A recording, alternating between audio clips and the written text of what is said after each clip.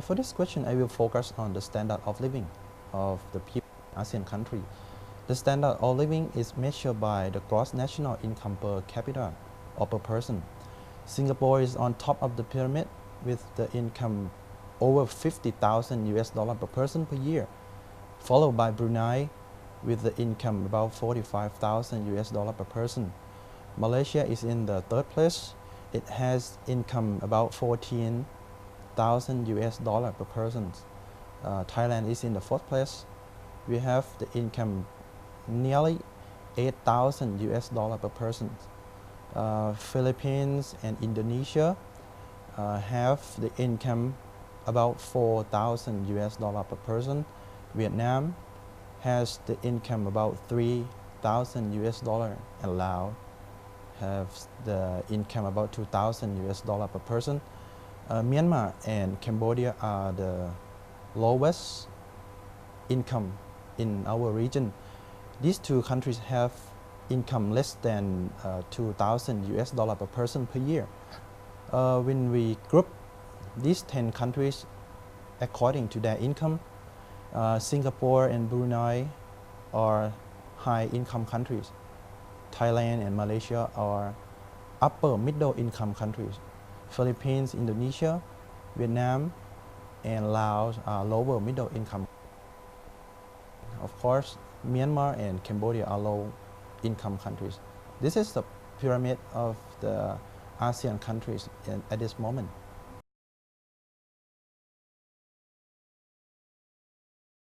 Actually, such differences are driven by many factors. First, we will talk about the economic factors. Actually, the major economic factor which have the influence on the economic growth and lead to the huge gap among our regions are saving, capital formation, and international trade. Singapore is the best country in our regions because it has the highest saving rate, the highest capital labor ratio, and the highest international trade. Okay, let us compare Thailand with Singapore and Malaysia so that we're going to see why Singapore and Malaysia are far beyond us at this moment. Okay, for the saving rate of Singapore is about 50% of GDP. The saving rate of Malaysia is about 40%, but for Thailand, the saving rate is about 30%. When we're looking at the capital labor ratio, the capital labor ratio of Singapore is about 14 times higher than that of Thailand, and the capital labor ratios of Malaysia is about 3 times higher than the figures of Thailand. When we're looking at the international trade, normally the international trade is measured by export and import as percentage of GDP. The international trades of Malaysia and Singapore are far higher than that of Thailand. Of course, that is why Malaysia and Singapore have far higher income than Thailand. By this manner, Thailand has the higher income than Philippines and Indonesia because Thailand has the higher saving rate, the higher capital labor ratio and international trade than Philippines and Indonesia. Let's look at Cambodia. The Cambodia has the income only 1,800 US dollar per person. This figure is very low, and Cambodia is just a low income country in our region. The reason is that Cambodia has a very low saving rate, about 14% of GDP, and it has very low capital labor ratio. So this is the impact of the economic factors which leads to the gap among the countries in our region. In fact, the demographic factor is also the cause of the difference among our regions. When I talking about the demographic factors, I focusing on the change in population age structure. Singapore can come this far and become the very, very rich countries at this moment, thanks to the falling fertility rate during the last 4 decades. The falling fertility rate leads to the growing proportions of working age population in Singapore. So Singapore have the bigger labor force relative to the dependent populations, I mean young people and old age people. In fact, Thailand and Vietnam also benefit from this change, especially Vietnam. Vietnam is very successful in reducing its fertility rate, leads to the larger labor force and impressive economic growth during the last decade. When we're looking at the countries with high fertility rates like Philippines, Laos or Cambodia, these three countries are facing the youth bulge problem. The youth bulge problem is the situation that the proportions of young people in the country is growing and growing faster than the working age populations. So this country need to spend and use the resource in the nation to facilitate youth populations. So this country have less resource to utilize economically. That is why Laos and Cambodia have the very low income, and that is why Philippines, which is used to be one of the leading countries in ASEAN, was left behind at this moment.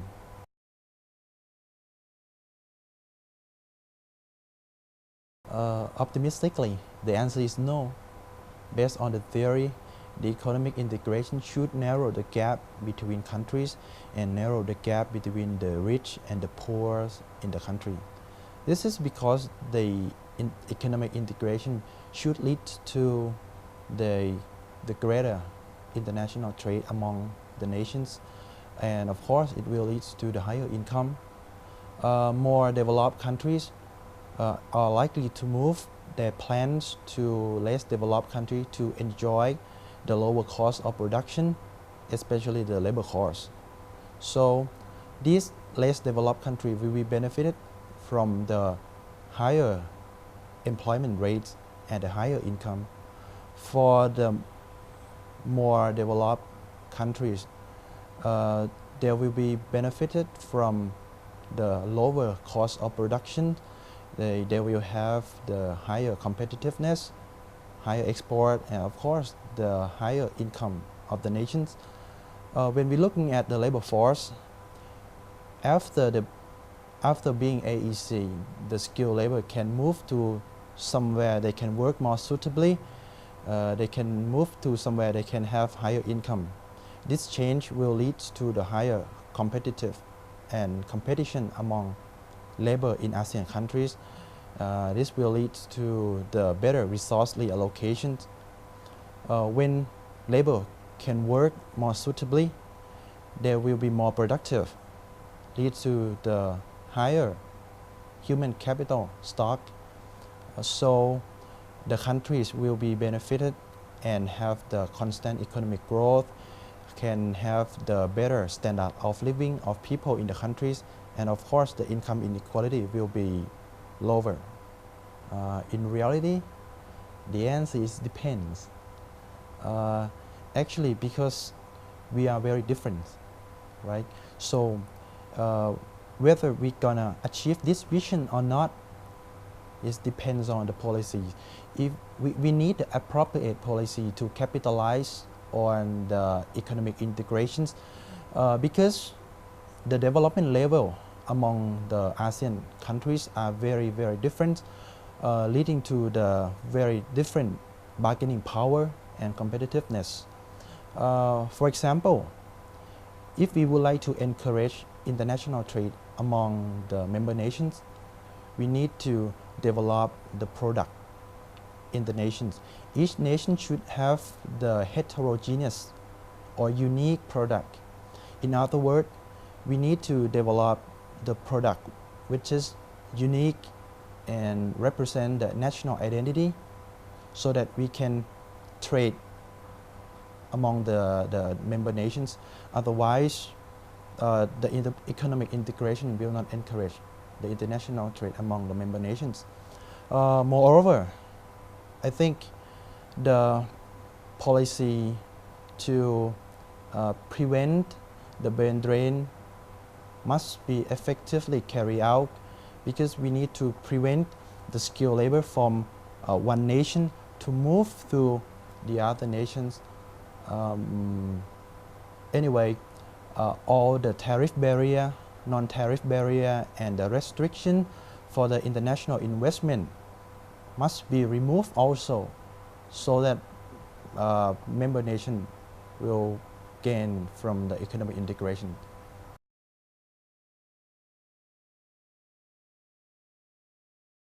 Okay, for example, suppose that country A is the developed country, the country B is the developing country. The country A will move their plants to country B to enjoy the lower cost of production, lower cost of labor.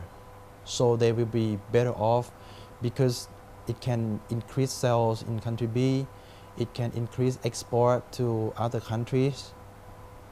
But only a small fraction of the income created in country B will go to the labor force in country B, but the rest of them, which is a very huge amount, will go back to country A.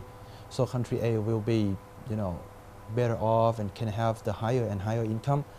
Now suppose that country A now set up the product standard, which is very, very high and very difficult. So country B cannot achieve the goal, the standard in short run. What happened then? So country B cannot export their product to country A. In contrast, country A can increase sales, can export to country B. So the country A, which is have high income in the first place, will have the higher and higher income. In contrast, the country B will have the maybe lower income, so the gap will be larger and larger. When we're looking at the skilled labor, after being the AEC, the skilled labor can move freely among the member nations. But suppose that in country A, with the higher wage, country A can attract the skilled labor in country B to move and work in country A. So country B will be worse off because it loses its skilled labor. So causing them to lose the competitiveness, to have the lower productivity, and of course the lower income. But for country A, actually they have the greater labor force with the high skill in the first place, but now they have more and more labor with a skill. I mean, they have more skilled labor from the country B. So the productivity, the competitiveness of country A will be higher and higher, and it will be better off because it can have the higher income. With this example, you can see why the economic integration may lead to the bigger gap between the member nations if we don't have the appropriate policies.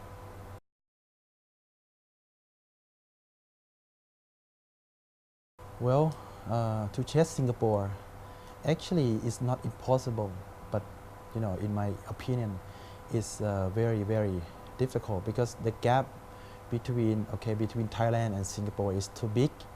So in my opinion, the target for us, the target for Thailand to catch up should be Malaysia instead. Anyway, even Malaysia is very, very difficult because in fact the gap between Thailand and Malaysia have been larger and larger during the last 2 decades. Okay, based on the literature reviews in my study, there are many things to do. We need to increase our competitiveness so that we can survive in the AEC, because after being the AEC, the competition will be increasing. The most important things for us is to enhance the human capital in the nations. In short run, I think job training and the improvement of the labor market structure is very needed. That is, the job training will be very useful to increase the skill of labor, whereas the improvement of labor market structure is needed so that the skilled labor in our country will be fully utilized. With these two policies, the labor force in our nation will have higher human capital, leading to the higher productivity, higher competitiveness, and of course Thailand will be better off. But in the long run, I think the expansions of the compulsory education, the improvement of the quality of the educational system is needed urgently, because with these two actions, the labor force of Thailand will have more knowledge. Of course, the better knowledge will bring them the higher competitiveness, the higher productivity. Moreover, health promotion is very important because if labor force in our nation is healthy, so they can use their knowledge and their skill in production very efficiently. So Thailand will be better off having the higher income in the future. Moreover, the government should intensively invest on the youth population in our country so that they can grow up and become the productive human resource of our countries. In my opinion, the government and the higher education institution in Thailand should cooperatively develop the training program to enhance the skill of the student, of the youth during their school year. Moreover, the development of knowledge center and the knowledge management is very important.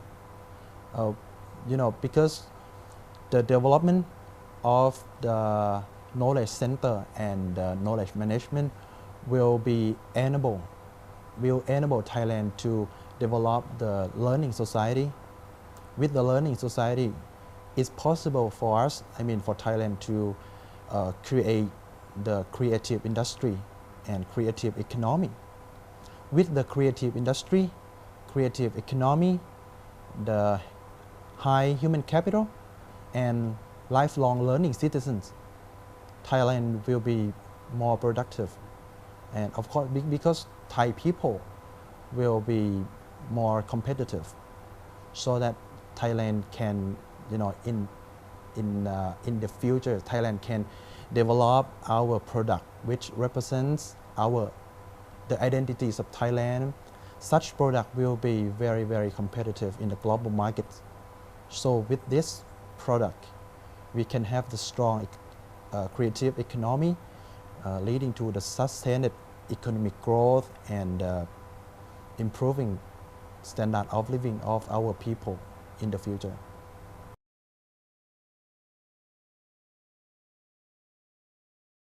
Okay, now we have a threat, from the aging society. When we talk about the aging society, it means the situation that the proportions of old people, the proportions of old age populations is growing faster than the proportions of working age populations. So actually now Thailand is facing the decreasing proportions of working age populations. In contrast, the proportions of elderly people is increasing.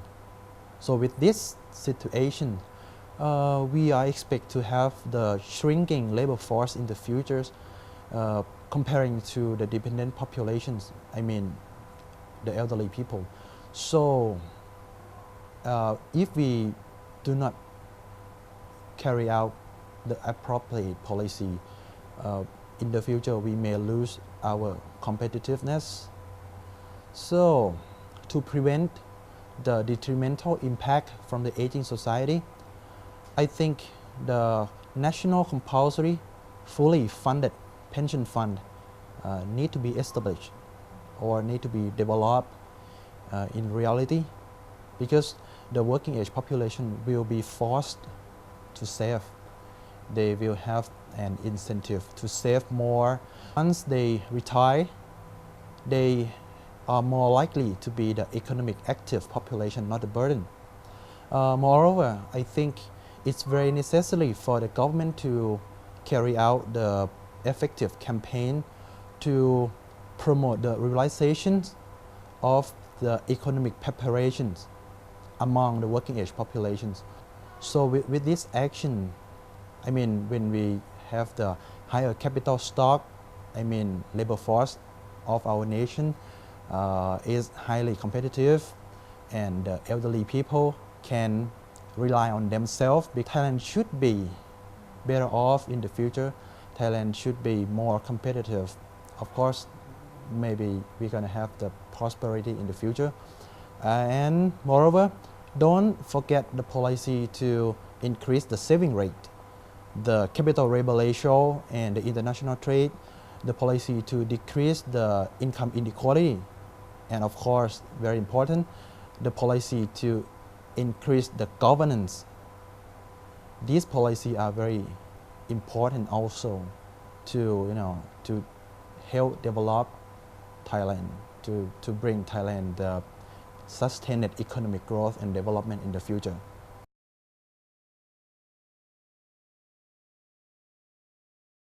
Okay, optimistically, the answer is yes. I believe that we can move to one vision, one ASEAN.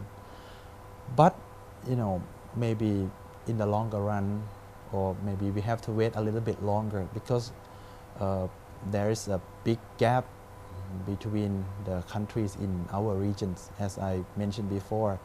So we can achieve the visions, but the appropriate policies need to be carried out in every nation, of course, including Thailand. And these policies must be appropriately and effectively implemented. This is the major conditions.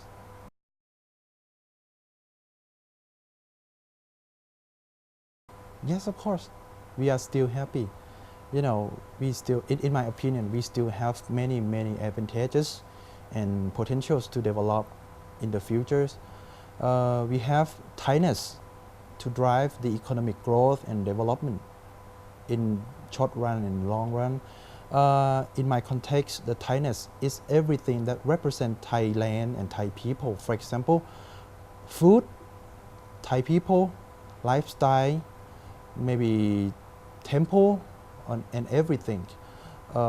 We still have plenty of natural and cultural heritage to bring us the economic development.